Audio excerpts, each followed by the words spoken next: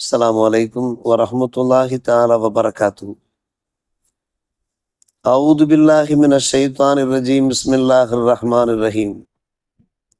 ஹுவல்லதீ ஹலகஸ் ஸமாவாத்தி வல் அர்த ஃபீ சித்தத்தி அய்யாம் வ கான அர்ஷுஹு அலல் மா லியப்லுவக்கும் அய்யுக்கும் அஹ்ஸனு அமலா வலஇன் குல்த இன்னக்கும் மபஊஸூன மின் பஅதில் மௌத் லயகூலன்னல் லதீன கஃபரு இன் ஹாதா இல்லா சிஹ்ரும் முபீன்.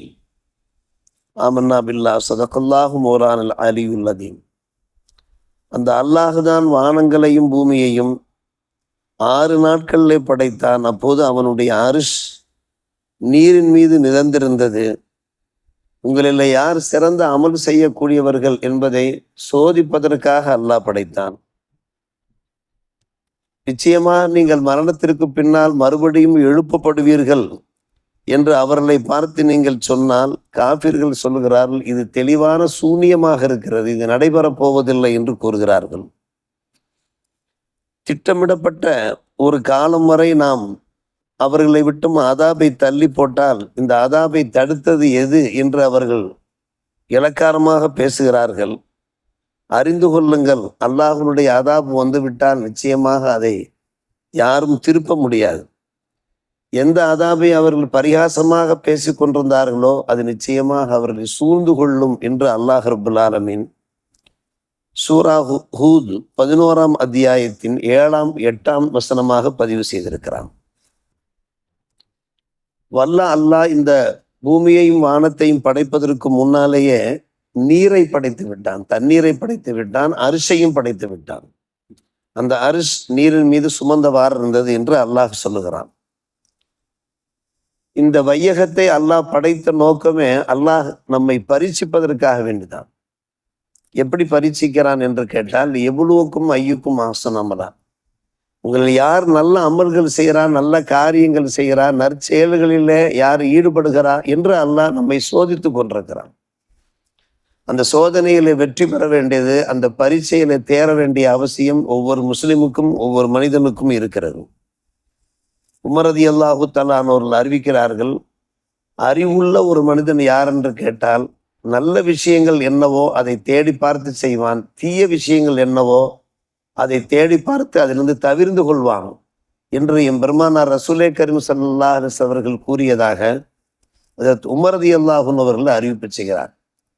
அப்படியானால் நல்ல நல்ல பணிகள் என்ன, நல்ல காரியங்கள் என்ன, வணக்க வழிபாடுகள் என்ன, மனிதனுடைய பண்பாடுகள் என்ன என்பதையெல்லாம் நாம் யோசித்து பார்த்து தேடி பார்த்து அதை நம்முடைய வாழ்க்கையிலே கடைபிடிக்க வேண்டும். அந்த பரீட்சையில நாம் வெற்றி பெற வேண்டும்.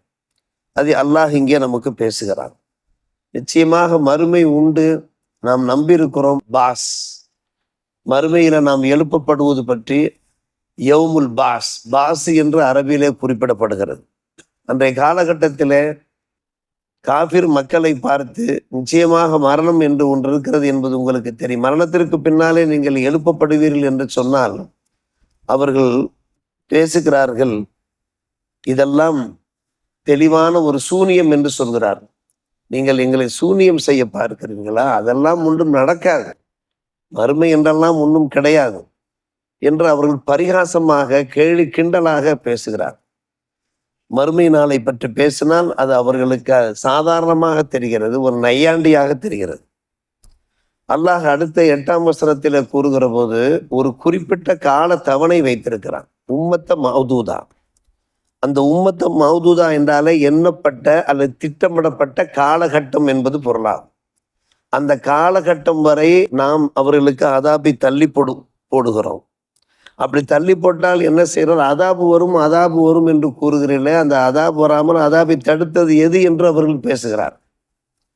அதாபை தடுத்ததில்லை. எப்பொருளும் ஏதோ நாங்கள் தப்பு செய்தால், குற்றங்கள் புரிந்தால், ஏறுக்குமாறாக நடந்தால் அல்லாஹ்வுடைய புறத்திலிருந்து சோதனை வரும், வேதனை வரும், துன்பங்கள் வரும், துயரங்கள் வரும், துக்கங்கள் உண்டாகும் என்றெல்லாம் நீங்கள் கூறுகிறீர்களே, அதை தடுத்தது எது என்று அவர்கள் எக்காலமாக கேட்கிறார்கள். அப்போது அல்லாஹ் மக்களை பார்த்து சொல்லுகிறான், தெரிந்து கொள்ளுங்கள், அந்த அதாப் உங்களிடத்தில் வந்துவிட்டால் அது திருப்பப்பட முடியாது, அது நடந்தே தீரும். எந்த அதாபை பற்றி அவர்கள் பரிகாசமாக பேசி கொண்டிருந்தார்களோ அந்த அதாபு அவர்களை முற்றிலுமாக சூழ்ந்து கொள்ளும். ஒட்டுமொத்தமாக ஹாக்க என்றாலே சூழ்ந்து கொள்ளும் என்பது பொருளாகும். லைச மஸ்ரூஃபன் அன்ஹும், அந்த அதாபு அவர்களை விட்டும் திருப்பப்படாது. உம்மத்த மாதூதா, திட்டமிடப்பட்ட காலகட்டம். இப்படி அல்லாஹ் ரப்புல் ஆலமீன் இந்த வசனத்தின் வாயிலாக எச்சரிக்கை செய்கிறான். மனிதன் அன்று கொள்வான், தெய்வம் நின்று கொள்ளும் என்று சொல்வார்களே, தெய்வம் நிச்சயமாக நின்று கொள்ளும் என்பதற்கு இந்த வசனம், இறைவன் நின்று கொள்வான் என்பதற்கு இந்த வசனம் ஒரு சிறந்த அத்தாட்சியாக இருக்கிறது. ஆம், உலகத்திலே பார்க்கிறோம், எத்தனையோ பேர் எத்தனையோ அநியாயங்கள், அட்டகாசங்கள், அக்கிரமங்கள், அட்டூழியங்களில் ஈடுபடுகிறார்கள். அவர்கள்லாம் மிகவும் சுபிச்சமாக வாழுகிறார்கள், டிப்டாப்பாக உடை அணிந்து கொண்டு உலா வருகிறார்களே, இவர்களுக்கு எந்த ஒரு கேடும் வராதா என்று பலர் வேதனைப்படுவதை பார்க்கலாம். குடும்பங்களிலேயும் சில பேரும் அநியாயங்கள் பண்ணக்கூடியவர்கள் இருப்பார்கள். ஊர் உலகத்திலே இப்படி சர்வசாதாரணமாக இருப்பார்கள். அப்போதெல்லாம் பாதிக்கப்பட்ட மக்கள், துன்பப்பட்ட மக்கள், இப்படி அவருடைய இதயத்தின் அடித்தளத்திலிருந்து ஒரு பெருமூச்சு வெளிப்படும். இவர்களுக்கெல்லாம் எந்த ஒரு கேடும் வராதா என்று அல்லாஹ் பார்த்து கொண்டிருக்கிறான். தெய்வம் நின்று கொள்ளும். எவ்வளவு காலம் அல்லாஹ் பார்ப்பான்? காரணம், அது அல்லாஹ்வுடைய திட்டத்தில் உள்ளது. ஒரு குறிப்பிட்ட காலம் தள்ளி வைக்க வேண்டும் என்பது. என்றைக்காவது ஒரு நாளைக்கு அவன் திருந்துவான், அவன் நம்மிடத்துல வருவான், பாவ மன்னிப்பு கோருவான், அந்த பாவங்களிலிருந்து விலகி நிற்பான். அப்படி விலகி நிற்கக்கூடிய பல நல்லவர்களையும் நாம் பார்க்கத்தான் செய்கிறோம்.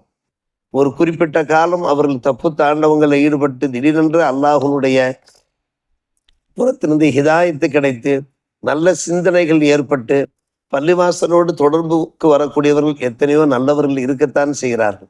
அப்படி அல்லாஹ் கால அவகாசம் கொடுக்கிறான். எப்படியாவது என்றாவது ஒரு நாள் அவர்கள் மாறி வருவார்கள், திருந்தி வருவார்கள், ஒரு நல்ல மக்களாக மாறுவார்கள் என்று. ஆனால் மாறாத போதுதான் அல்லாஹ் என்ன செய்கிறான்?